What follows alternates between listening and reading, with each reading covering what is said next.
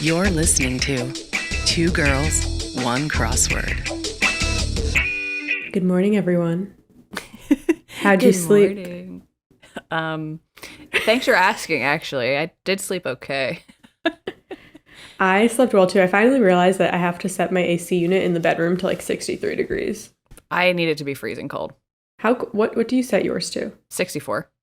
Okay. Because I feel like window units, it's a different vibe than like a central air. You know, Yes. You have to go colder. You have to go because- colder. Yeah. Okay. That makes For me sure. feel better then. No. And like, I had such a complex about using my air conditioner. Like, even on hot days, I would turn it on, like the window unit, and I would feel like people were judging me that I had it on. And I think it's definitely a holdover from like my childhood, where my dad would keep the house freezing in the winter and rarely turn the air on in the summer to like not pay bills. And I'm like, okay, I appreciate the thriftiness, Yeah. but I now have a complex about it in Yeah. adulthood that people are judging me for turning my air on. And now I'm like, fuck it. I'll run those damn things into the ground. I don't care. I will refuse to sweat in my own home. I think that's fair. Yeah. Everyone knows I just moved to a bigger apartment and all of a sudden I'm like, how do I cool this damn thing? I used to live in a studio. I had one AC unit and it got the whole thing nice and crisp. And It did now the it's job. like, how many window units am I supposed to own? Right. And like, you have to make the decision of like, how many rooms do I actually use on a regular basis? You know, like, we don't keep the window unit in the bedroom on all day. We'll just close the door, turn it on maybe 30 minutes before we go to bed. And it does the job real quick. Yeah. But like, And with two people working from home, I mean, right now where my office is, there's no AC unit in there. And I'm like sweating during the day. And like, especially when things get like, you know, busy at work. And I'm like dripping sweat. And I'm like, this is not good for me. it's not a good look. I can't live like this. I need to get another AC unit in this room because I'm like over here I feel like I'm like working in the mines, you know, like a physically laborious job, and I'm an accountant. But anyways, the reason why we're talking about waking up, and maybe you can tell from our voice, is that we're recording in the morning this week. Yes. So just like old days. Just like old times. If you're a long-term listener of this podcast, you know that we used to record in the mornings pre-quarantine. We wake up bright and early, catch the train into the office, hop into the booth, sit shoulder to shoulder, and record. Good times. And we'd be like, sorry, I just need to clear my throat real quick. We would do like voice exercises because I feel like you would be the first person I would talk to, or first reason I would even open my mouth to speak. Matt would be asleep when I'd wake up, get on the train. I don't talk to anybody on the train. Get to the office, make tea, get the tea started, and then Grace would show up and be like, hey, hi. Yeah, we have to like clear the cobwebs. So excuse any morning voice if you hear it this episode. Which, by the way, you are listening to Two Girls, One Crossword. I'm Grace Topinka. I'm Chelsea Rowan. This is your favorite weekly pod word, Crosscast, coming to you live from Chicago. Live and in person. That's us. Not. I feel like I just have to make a quick disclaimer that this week has been like truly a super busy week for many reasons. I've got family in town, doing lots of planning, all those types of things, and I tried to do crosswords this week. I really did. But I focus more on the research than the crosswords. But I did do crosswords, just not as many as I usually do. Not that I need to clarify to our listeners. You don't have to explain yourself. I know. I don't want to let our listeners down. I feel like I'm struggling to get back into doing like as many crosswords as I was before after taking that long hiatus. And then, things have also just been busy. Bonkers, yeah. Since I've been back. So, you know what? Sometimes life gets in the way, but we still try and do a puzzle here and there. And we do the research for you all. So. We do. So before we hop into hits and shits from the past week, I think we have to hop into the Palooza. We do. Okay. So on Twitter, we asked our followers, what was your childhood comfort item? The options were a baby blanket, a stuffed animal, a baby pillow, or a baby doll. Because I was trying to figure out how to, separate these things. Some people have like stuffed animals. Some people have human doll type things. So no one voted for baby pillow or baby doll. Okay. But second place was a baby blanket with 29%. And then overwhelming majority, 71%, was a stuffed animal, which I feel like makes sense. That's what most people have. I wanted to put like, what kind of stuffed animal did you have? Like, what was the animal? Reveal the animal in the comments. Yeah. Yes, I should have said that. But anyways, I feel like your stuffed animal as a kid tells a lot about you. Yeah. I mean, I had a bear. Yeah, and I had a monkey. What it says, I don't know. We don't know, but it says something. It certainly says something. I feel like Matt would be disappointed that nobody voted for Pillow. We'll have to get him on Twitter. I had a baby pillow as well, but it eventually, the stuffed animal and the baby blanket won out. And, I had a baby blanket too for a long time.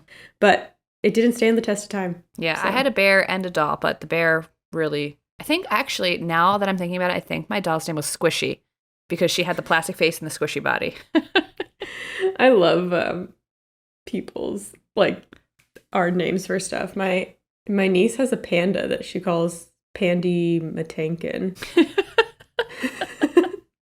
Or something. That's funny. Obviously, she did not name him, but she does have a lot of names for her dolls, although she names a lot of them Lily after herself. Hey, you gotta love yourself first. You're very egotistical at that age. I mean, remember when we did the Elmo episode? He refers to himself in third person because 3-year-olds, think of themselves first. And they do. They're allowed. That is their right. That is their right. They were forced to live in this world. They were forced to be born. They didn't ask for it. So give them some freedom once in their life. My God. Yeah. Let them do what they want. Let them do it. One day a year. So that's the poll.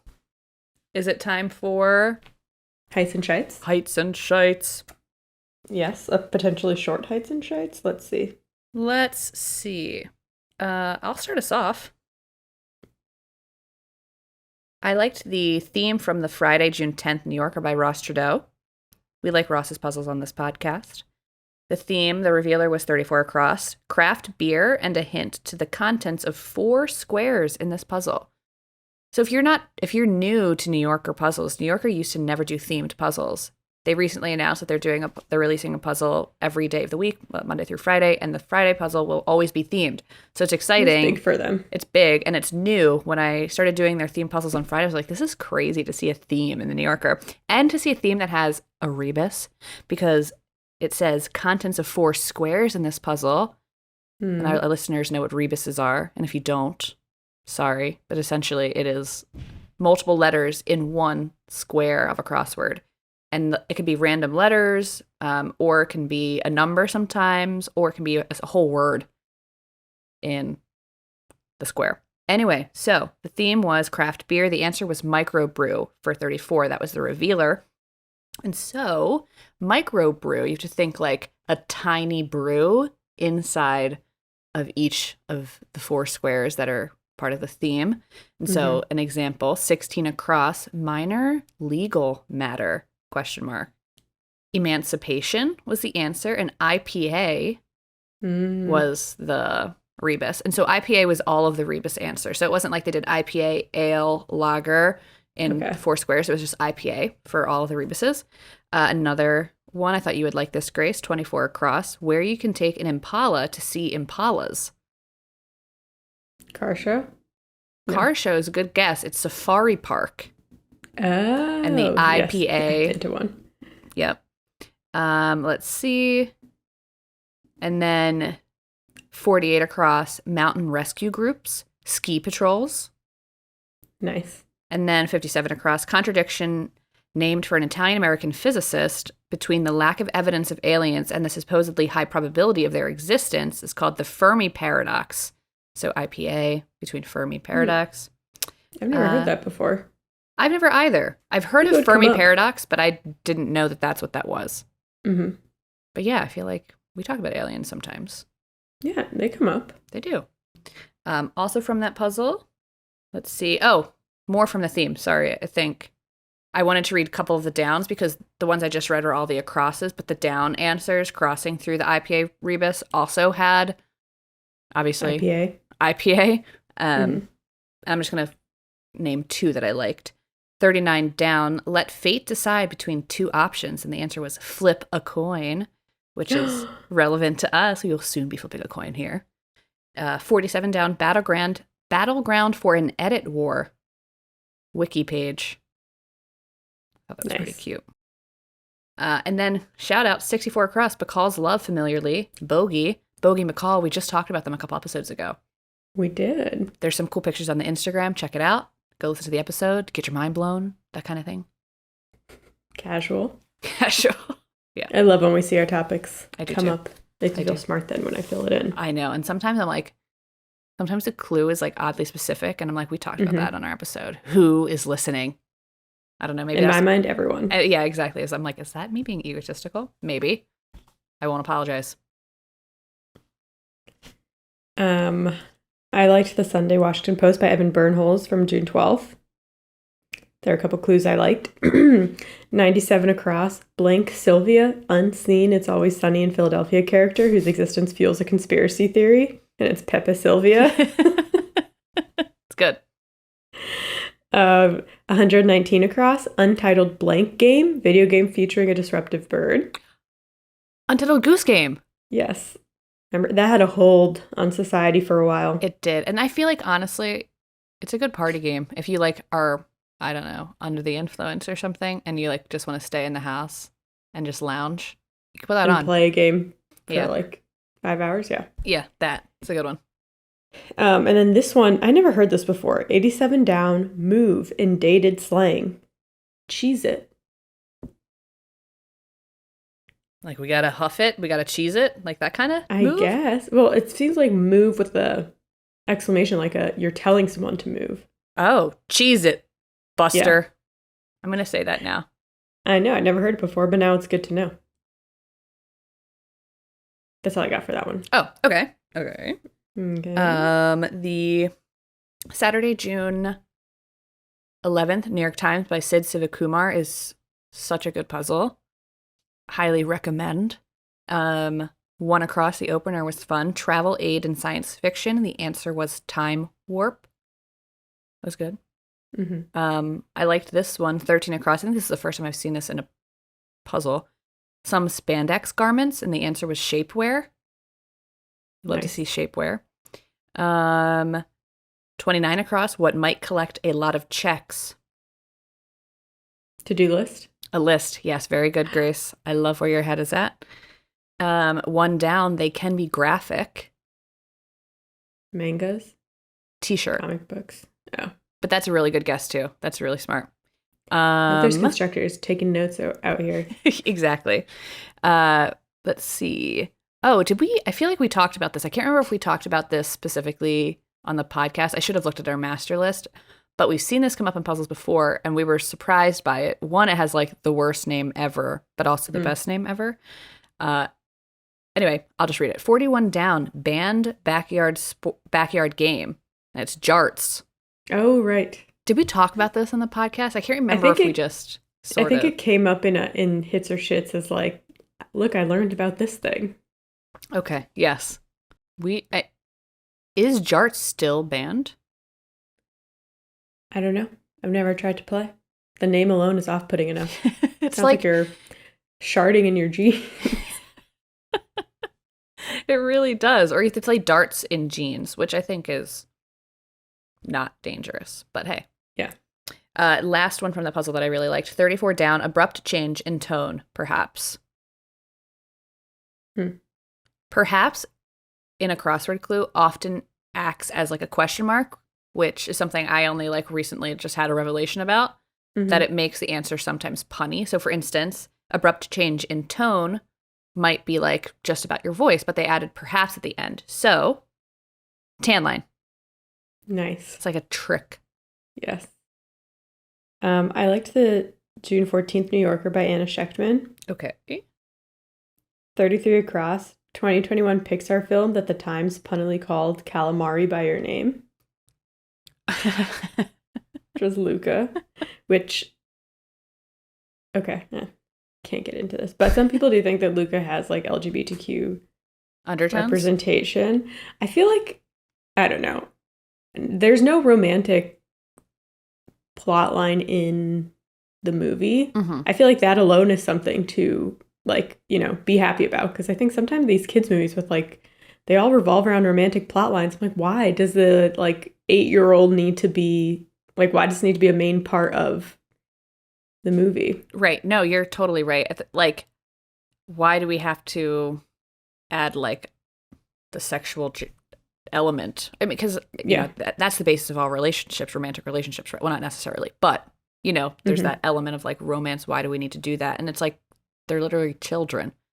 Yeah, that's changing now though. Like in a lot of the, you know, kids movies that are popular, like Moana, Coco, Frozen, there's not really, that's like the main center. Versus when we were growing up, that's like all it was. That's all that we had. Exactly. Speaking of Disney movies, I feel like Turning Red a Disney Pixar? Yeah, because it was on Disney Plus. Okay, I haven't seen that yet. I would love to watch it. Have you seen it? It's good. Okay. I've seen it, yes. I have to watch it. If it came up in one of the USA Today puzzles, I believe. And I was going to bring it up as like, I want to see this. I haven't seen it yet. But it's so fun for us too, because it's like she's a teenager, but in the time that we were teens. I think she might be slightly older than us, but it was still like, you know, fun to see that. I do know that she has like, there's like a boy band element, and I'm like, oh my God, I need to see this. I haven't seen Luca either. I have to get through some of the older Disney films that I haven't seen yet. Out, yeah. Mm-hmm. Okay, I did the. Oh goodness, I didn't save the constructor. I know it was the Thursday New York Times, Ross Trudeau, and another constructor. Let me just pull that up real quick because I feel bad for not remembering. Ooh, let's see. It was Ross. And who else? Parker Higgins. The opener was great. Good or bad vacuum review? Question mark. Sucks. And the answer was sucks. Amazing. So good. I also liked 21 Across, Essence of a Good Roast. And I'm hungry right now, so I was thinking about like, you know, roasted meat, but the answer was wit. And then High Number, question mark. And the answer was yodel. Nice. Which is a topic we've talked about before. Of course, I did get the episode number for you, but good luck searching through our archive. DM us if you can't find it. We'll help you. Let's see here. I did the Wednesday, June 15th New Yorker by Eric Agard. And this one just made me laugh. 35 Across, George Washington Barbie for one. And the answer was doll. I didn't realize there was a George Washington Barbie. I don't know. It's in the thing. I'm sure there is. I just can't picture it. I mean, there's a Barbie for everything, although it didn't come up in when I did the Barbie topic. Oh, which we did.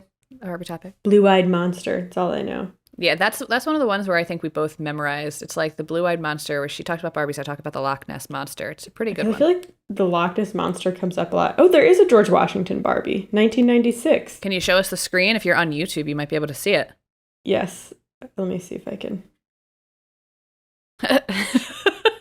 It's just a Barbie wearing like I don't know, the old fashioned, like the long coat jacket things they used to wear, but hers is pink, of course, and she has a nice big colonial hat with a...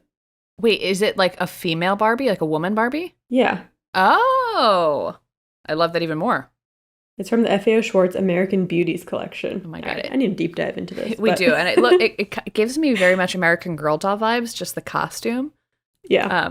I wonder if you should cross-reference the times when it came out with the times that the historical American Girl dolls were pretty popular to see if like that's why Barbie released them. Well, it was in the 60s. I feel like American Girl doll was a little later than that. Yeah. But okay. I also liked this puzzle because there's a lot of all the way across answers. Oh, I have to do 15. And so just two that I liked was 11 down, whatever gets me out of the situation, in quotes. And it was any port in a storm. Nice. Is the answer. And then 12 down, no matter what, come rain or shine. Nice. Just fun, long answers. Yeah. We love to see it. Yes. Is that all you got? That's it. Well, okay. Just for that puzzle. Okay. I have one more, and then that's it. All right. The last puzzle that I did, I just have a question about. The puzzle was great overall. It was the Thursday, June 16th, USA Today by Mikkel Snyder and Brooke Husick, edited by Eric, of course. There was a theme that I didn't fully understand, or I did it and I was like, there's definitely a theme here, and I didn't look into it, so I apologize to Brooke and Mikkel. But I had a question that I wanted to ask you. Maybe you understand this clue. So the clue is, sorry, hold on.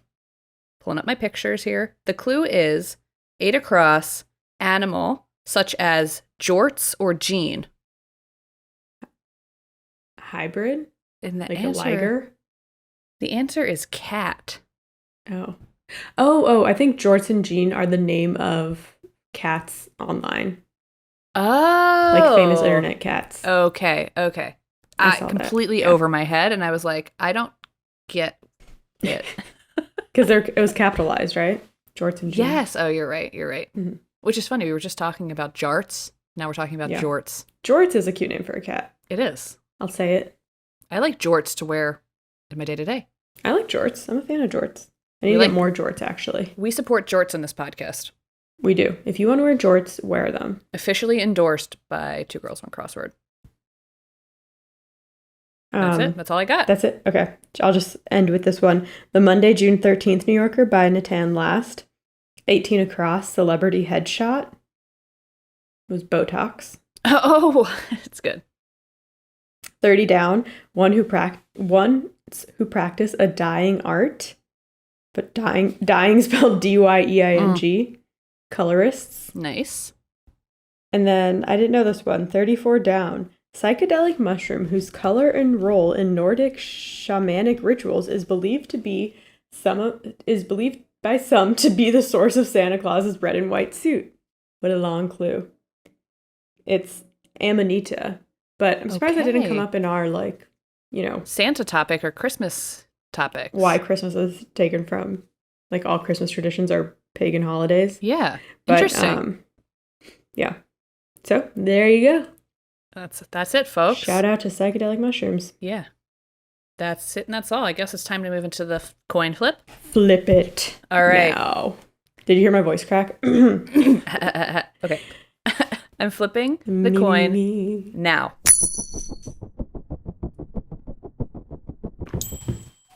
It's tails. Me? Wow. I wasn't expecting that. Let me get all set up here. My topic comes from that same Monday 13th New Yorker puzzle by Natan Last. 19 across, Hansel and Gretel setting. Like a little cottage in the woods.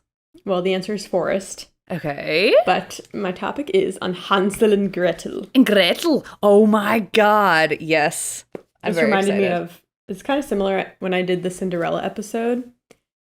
Unfortunately, I feel like there wasn't as much depth to it because I feel like Cinderella has a much more impactful impact on society than Hansel and Gretel, but still interesting. And we did Baba Yaga as well. We've done a lot of folklore, children's stories type things. I think it's a staple in the podcast, so I'm glad you're doing. We also did Little Mermaid. Grace did Little Mermaid. We do a lot of them. So let's talk about Hansel and Gretel. Let's dive in. Let's do it. First, I'm going to just go over the story that we all know, maybe. Some of the stuff I didn't remember, some of the darker stuff, but this is the English version, full story. Okay. And this is from allthat'sinteresting.com, an article called Discover the Truly Grim History Behind the Fairy Tale of Hansel and Gretel by Joseph Williams. Okay. All right. Once upon a time, there was a family of 4. There was a dad, a stepmom, and 2 children named Hansel and Gretel. There's always a stepmom. Yes, and we will get into that. Okay. So, the family was starving because they were in the middle of a famine, and the parents were talking, and they realized that if the parents died, the kids would definitely also die because no one would be able to take care of them. But if the kids died, the parents might have a chance of surviving because they wouldn't have to share food with as many people. So they decided that they were going to abandon the kids in the woods. And of course, this was mostly the stepmom's idea. Naturally, she so-called convinced, I'm doing quotes here, the dad to go along with this plan, which is okay. Right. The dad has some culpability here too. Yeah. The dad is not, it's not like she put us, whatever, we can get into stepmom stuff later, but go ahead. Okay, so But they also thought, like, okay, they'll put the kids in the forest because they couldn't kill the kids themselves, but they could just abandon them in the forest. That's like what they could handle doing. But Hansel was eavesdropping and he heard this plan. So he decided to bring a bunch of pebbles with him in his pocket as they led them out to the forest. And he dropped pebbles as a little trail along the way. Smart. And then Hansel and Gretel were able to follow the pebbles back to the house. And they got back to the house. Then the next day, the parents are like, okay, we're going to do this again, but we're checking your pockets first to make sure there's no pebbles. God, they were desperate. They wanted these kids out of there. So then, but they did give them a like piece of dried out bread to have for lunch once they get out into the forest. And Hansel decided to crumble up the pieces of bread and drop them as a trail so that they could find their way back home. But birds ended up eating the little bread pieces. So Hansel and Gretel were lost in the woods. And they were wandering around, and they finally came upon a house made of gingerbread. You know, and they run up to the house. They're very excited. They start eating it. But then there's a witch who lives in the house, and she, you know, takes kids inside. She puts Hansel in a cage and starts feeding him to fatten him up because she wants to eat him. And then she makes Gretel her servant who's like cleaning the house and everything. And right before the witch is about to cook Hansel, Gretel, you know, she has the oven open and everything. Gretel pushes her into the oven and she burns to a crisp. So then the kids return home and they have all of these treats and food from the witch's house. And they find that their stepmother had died as well. So they end up living happily ever after with their dad, who agreed to abandon them in the middle of the woods. Gotta love it.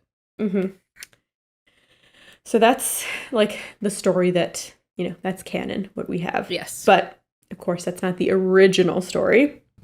The original one was written by none other than the Brothers Grimm. Of course. In 1812, and it's been translated into 160 languages since then.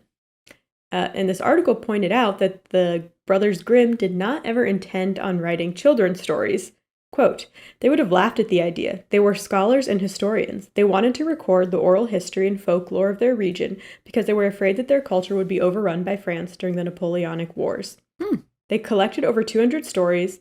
When the first book was published, it had no illustrations. The text was dense like a textbook and crammed with scholarly footnotes and references. So they never really wanted to make fairy tales. They were just like, we need to preserve, you know, all these oral stories and culture. Okay, so where did this particular story come from?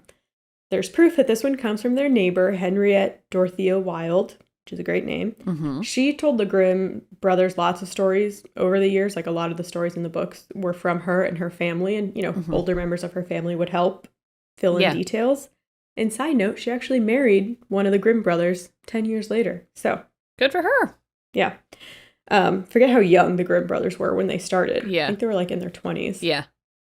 So back to Hansel and Gretel. The story dates back to the Great Famine of 1314 to 1322. There was like huge crop failure and like mass starvation in Europe during this time. And the reason was that there's a lot of volcanic activity in Southeast Asia and New Zealand that changed like the climate during those years. So basically agriculture just stopped working and there was no food. Sure. And you said that what years was this? 1314 to 1322.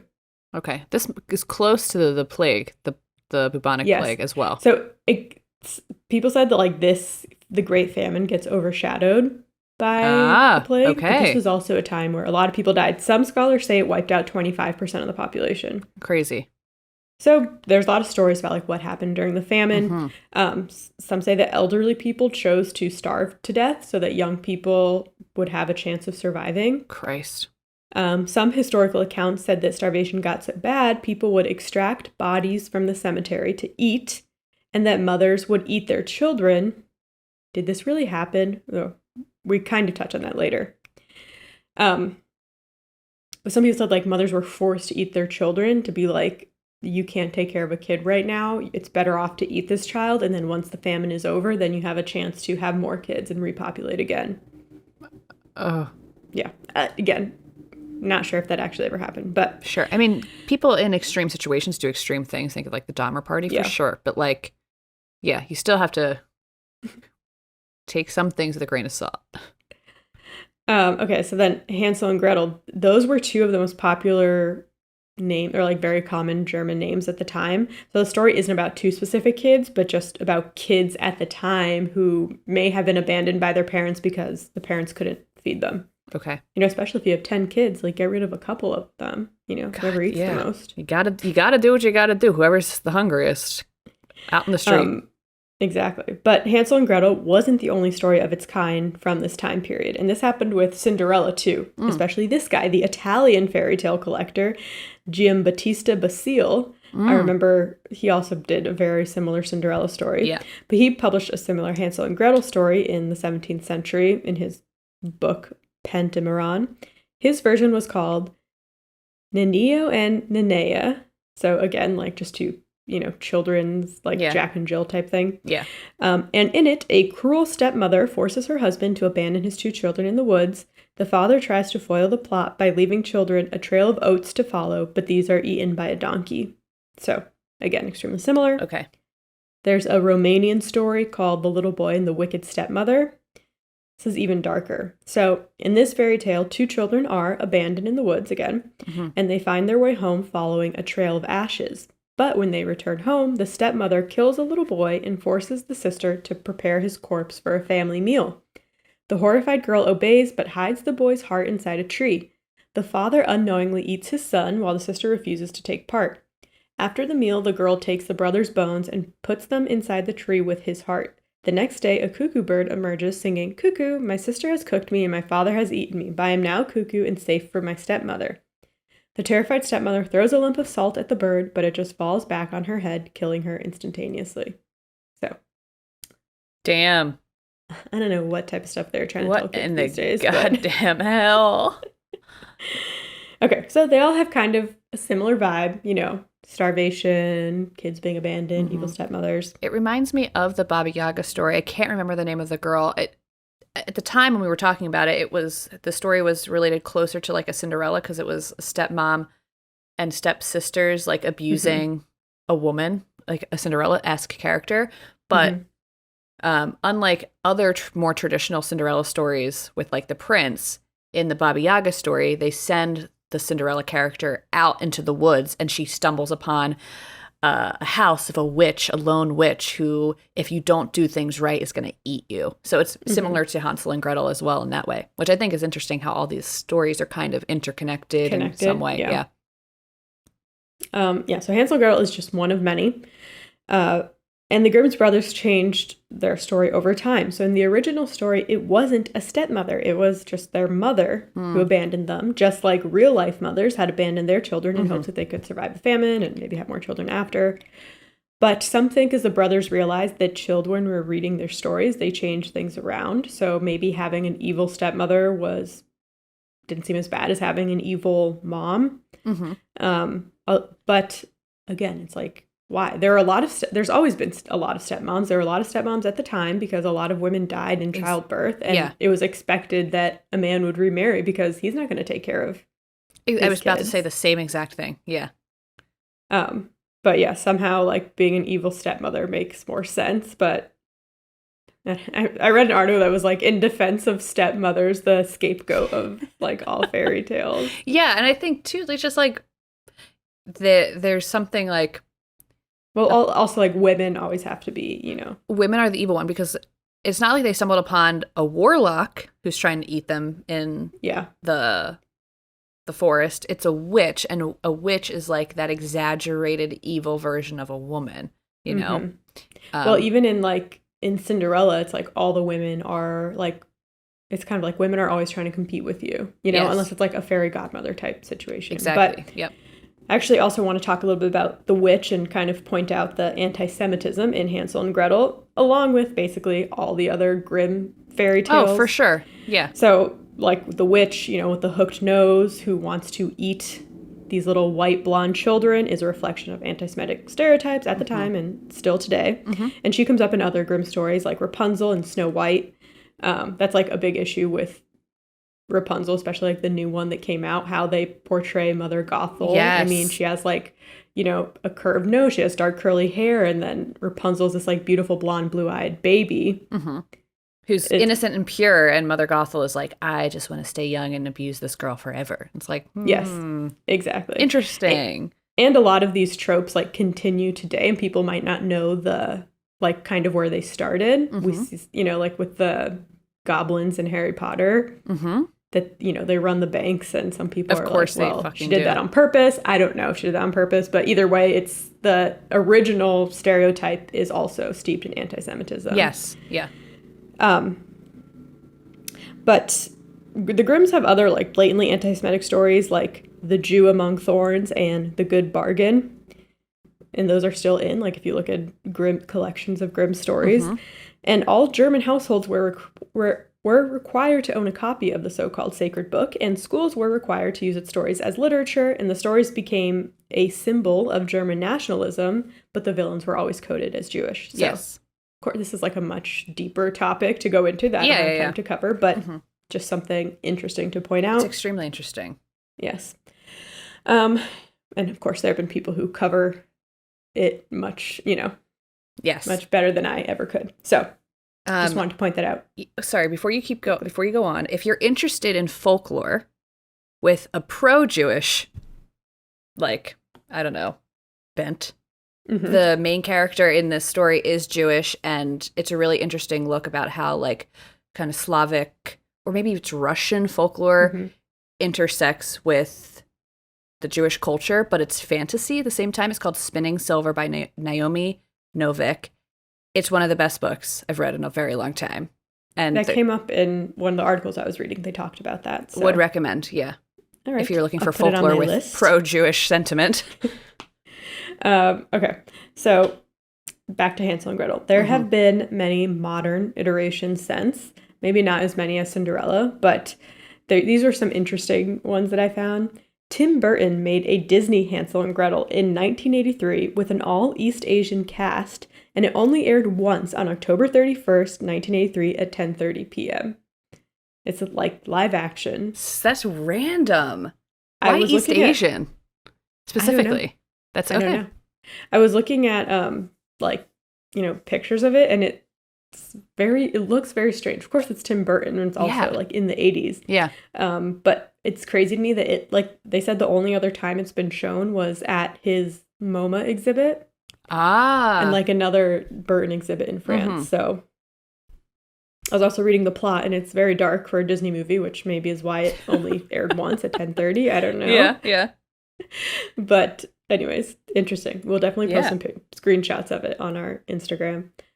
The story, I think, seems more fitting for like a horror genre, and there have been like so many. But weirdly, in 2013, there were 3 different Hansel and Gretel adaptations that came out that year. And I feel like I remember this and being like, why is there like 10 different Hansel and Gretel movies? What was going on in 2013? Were we experiencing like not like a famine, but like was something going on? I don't know. You know, because like these things come back in like waves, right? Like vampires are in, and zombies are huge right now too. Like why? Because of, I don't know, the pandemic and like. Yeah. Well, now it's like Contagion type thing. Yeah. But I feel like it usually comes like a little bit after, because it's like people coping with what happened. I don't know what the famine, you know, I don't know why. Well, the recession was 2008, and that had so maybe. Yeah. They were called Asylum's Hansel and Gretel, Hansel and Gretel Witch Hunters, and Hansel and Gretel Get Baked. So I don't know if that last one is like a stoner movie, but still, it's like 3 Hansel and Gretel movies came out at the same time. Amazing. Who knows? But the question remains, did people really resort to cannibalism during the famine? According to an article on sci-fiwire.com by Claire McBride, survival cannibalism, though rare, does happen.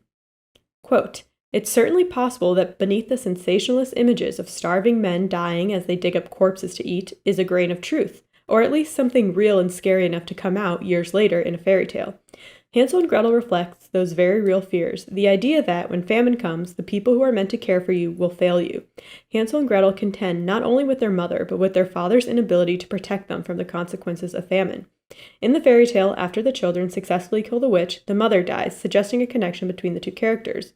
The one trying to survive by abandoning the children, and the one trying to survive by eating them might be one and the same, just at different points in their desperation." So, did cannibalism happen? I don't know, but it was definitely a real fear at the time because there's a million different stories about cannibalism, folklore that kind of came out after that time period. So just hope that you're never in a situation like that, folks. I can't talk about it. God forbid. Wow. I love folklore. I know. I love like looking back. Looking into it. Deep diving, as we do here on this podcast. That's us. That's us. I guess it's my turn.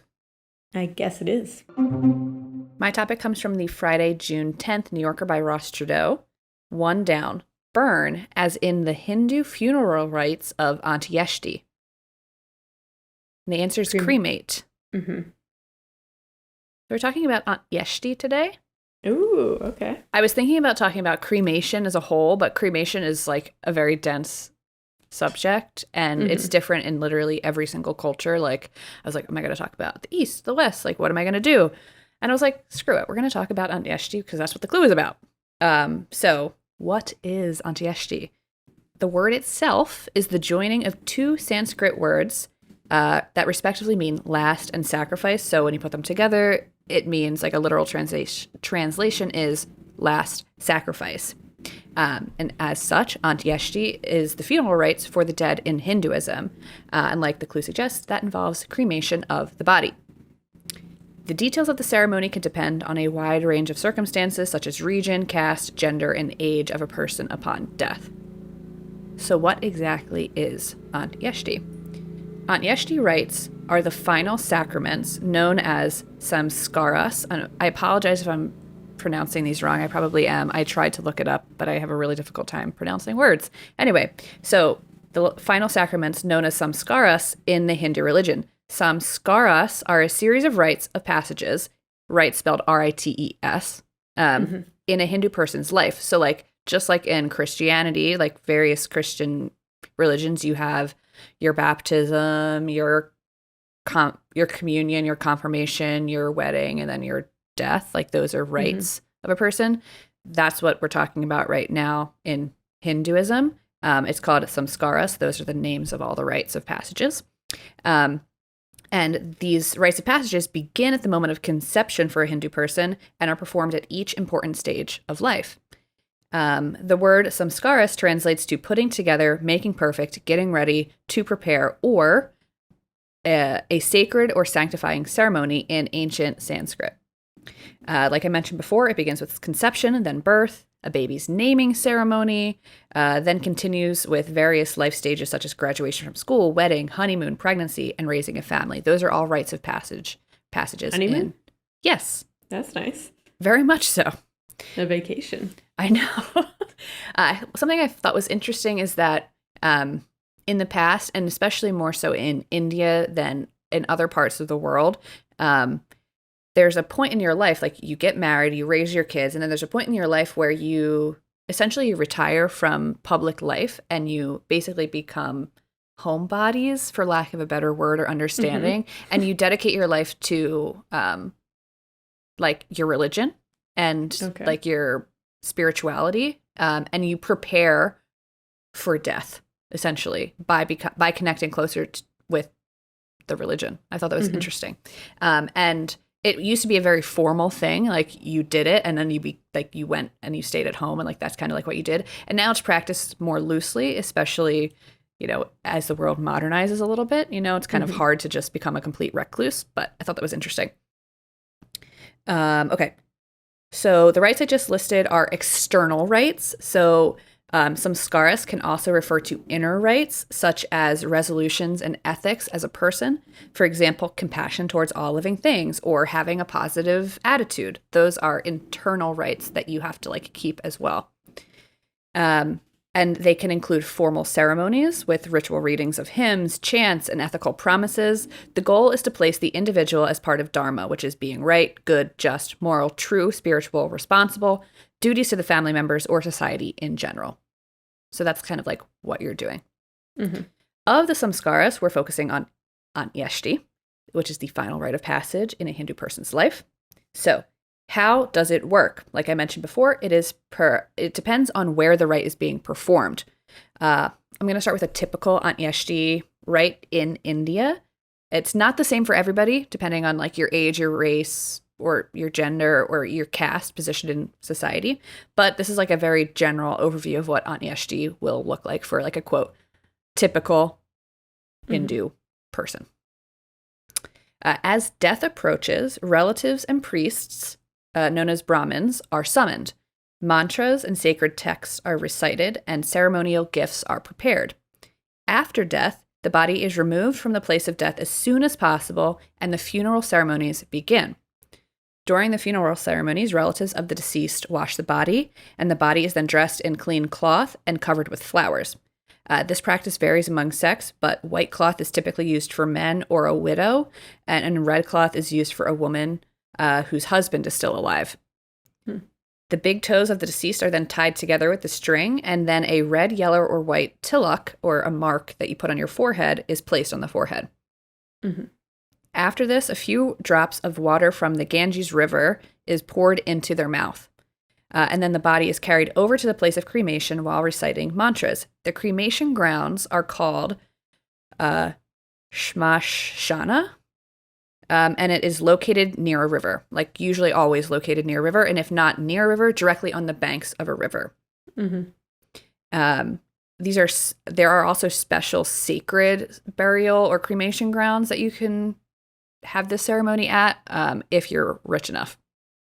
And these are in places known as Kashi, Hardwar, and Prayagraj.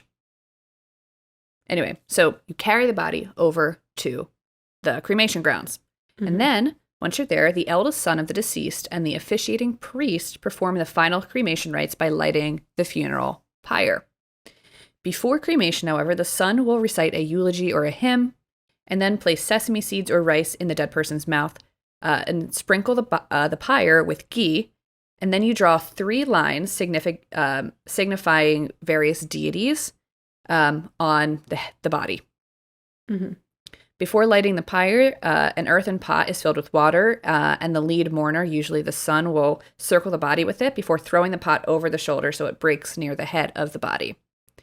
Once the pyre is lit, the lead mourner and the closest relatives circle the burning pyre. The ceremony is concluded with the lead cremator performing the final ritual, which is called Kapala Kriya, or it's the ritual of piercing the burning skull with a stave, usually a bamboo fire poker. And this is to make sure that there's a hole in the head for the soul to escape and go on to its next life, because reincarnation is part of this process.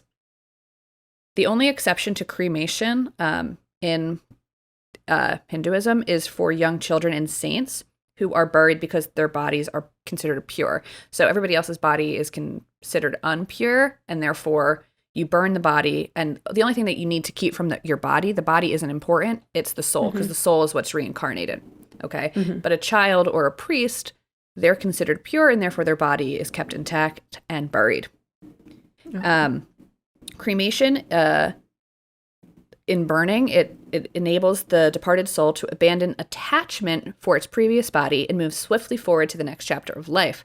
This is part of the reason why funeral ceremonies are held as soon as possible, by dusk or dawn usually, whatever comes first after a person dies, which is kind of, it's difficult for us to comprehend that, because usually it can be like days, a week sometime before you even have anything booked, right? Therefore, in India, funeral rites take place within hours of death. Regulations elsewhere may mean that it takes longer. For 10 days after the funeral, the mourners, which are the immediate family members, are considered impure and subject to certain taboos. For instance, the family cannot go to temple to perform puja, which is what they call the act of worship, though they can recite evening prayers in their home. They are also not allowed to eat certain foods like sweets.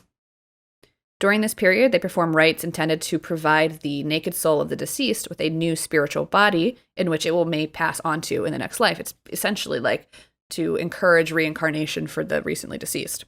And ceremonies include the setting out of milk and water and the offering of rice balls.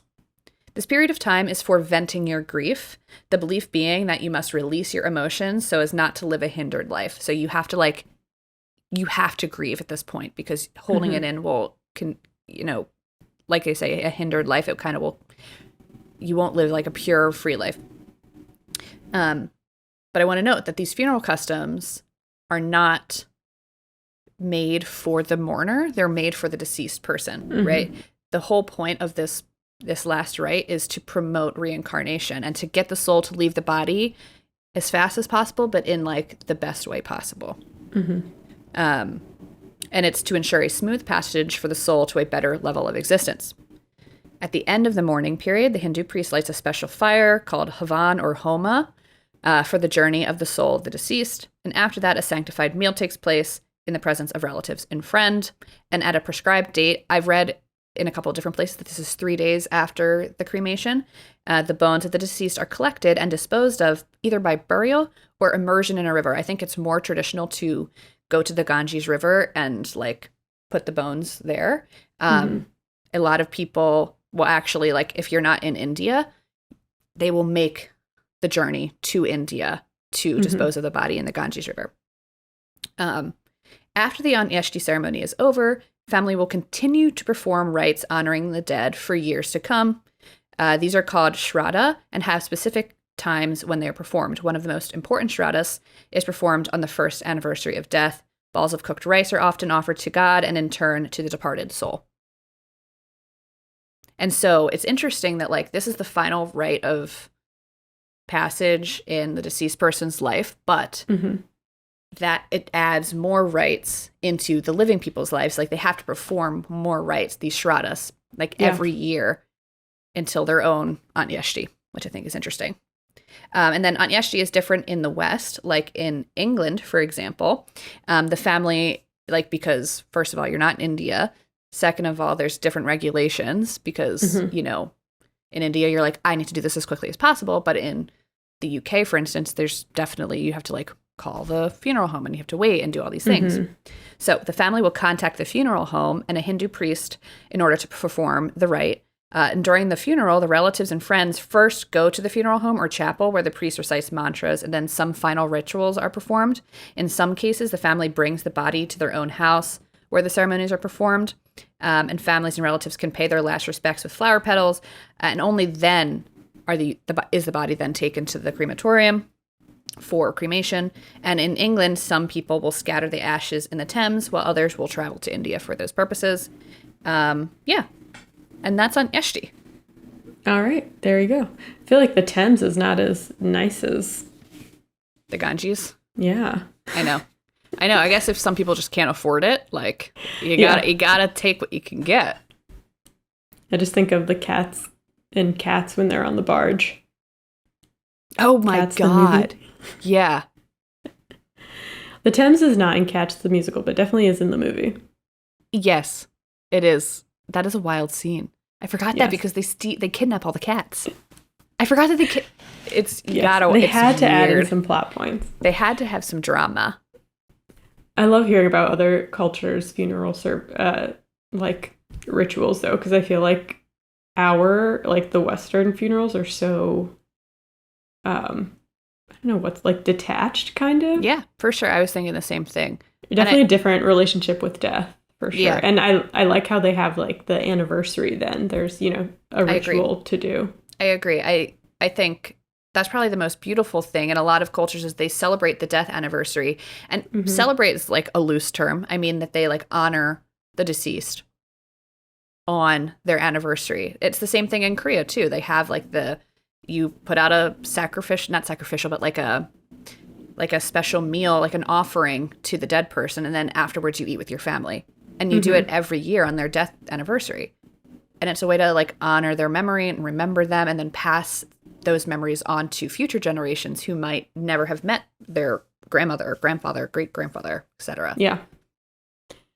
And I think of like, I know it's popular in Mexico. I'm not sure about other Latin American countries too, but people will like go to the cemetery and have like a full-on picnic party with, like drinks and music. I just feel like it's nice to, I don't know. I feel like it's something that we could do in our own life. Obviously, we wouldn't take what other cultures are doing, but find a way to honor people in our lives. I think it would probably help us have a better relationship with death. I need that. I need it too. God knows. I don't like to think about it, but. Well, I know in like Jewish tradition, you light a candle like all day on the anniversary of someone's death. So That's like nice, yeah. I know Alex said she would like come downstairs, and if she saw like a candle lit out, she'd be like, "Oh yeah, today is like so and so's, Yeah. death anniversary." And Just that's little interesting. things. Like that I don't know the death anniversaries of my grandmother or grandfather. No, me neither. I would love to know because I would love to do something for them. Mm-hmm. Anyway, something to think about. Yeah. How can we honor the people that have passed on? Well, it also reminds me too of the stuff we talked about with Samhain,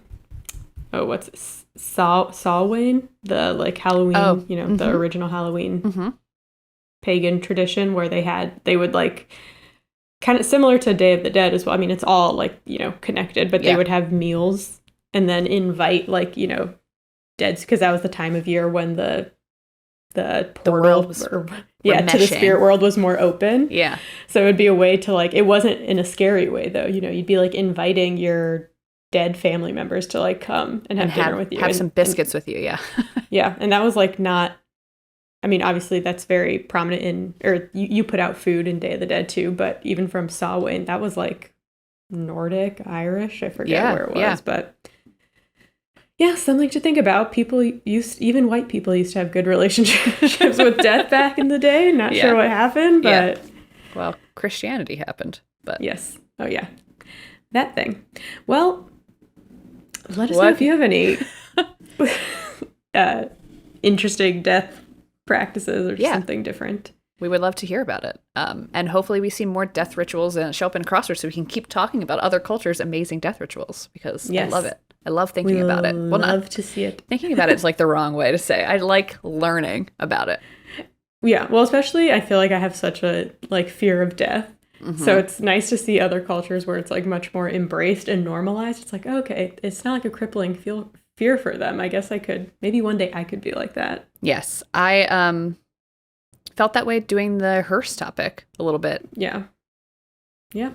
That was like death adjacent, but close enough to death where I was thinking about it. I'm like, would I want to be in a hearse? I don't know.